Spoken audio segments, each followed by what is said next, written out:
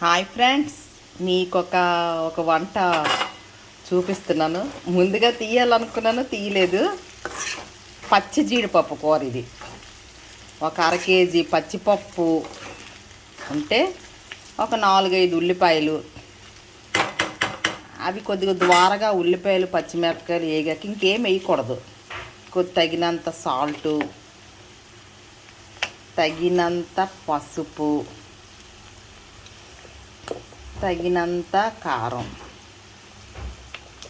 సరిపోద్ది, ఎక్కువ కారం వేసుకోకూడదు. ఈ ఎండల్లోని నోరు మండిపోతుంది. ఎంత లైట్గా కారం ఉప్పు తగ్గిస్తే మంచిది. ఇలా ఫస్ట్ ఉల్లిపాయలు పచ్చిమిరపకాయలు దోరగా వేపేసి చిన్న అల్లం వెల్లుల్లిపాయ పేస్ట్ వేసి ఆ తర్వాత ఈ పచ్చి జీడిపప్పు పిక్కల్ని పప్పు వేసి కాసేపు అవి ఇవి బాగా వేగిన తర్వాత టమాటా వేస్తే వేసుకోవచ్చు, లేకపోతే పర్వాలేదు. దీనికి కొద్దిగా వాటర్ వేసుకుందాం. ఇంత వాటర్ అయితే సరిపోతుంది. ఇది దగ్గరకు అయ్యాక ఆపేయడమే.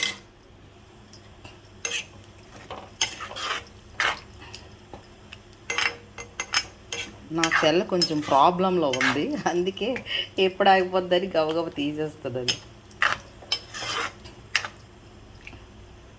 ఈ వీడియో నచ్చినట్టుగైతే ఒక లైక్ చేయండి ఫ్రెండ్, షేర్ చేయండి, సబ్స్క్రైబ్ చేయండి.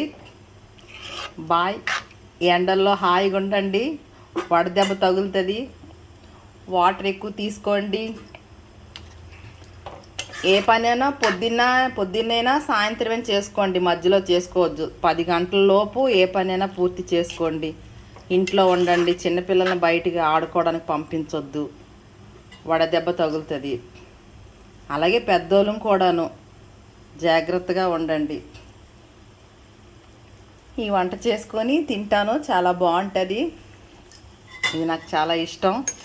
మేము మక్కువలో ఉండేటప్పుడైతే ఇది చాలా మాకు ఎక్కువ వచ్చేది. ఇప్పుడు మా తోట కాసే రామారావు అనే వ్యక్తి తీసుకొచ్చి ఇచ్చారు. అందుకు దీన్ని చేసి ఇలాగా వండుతున్నాం అన్నమాట.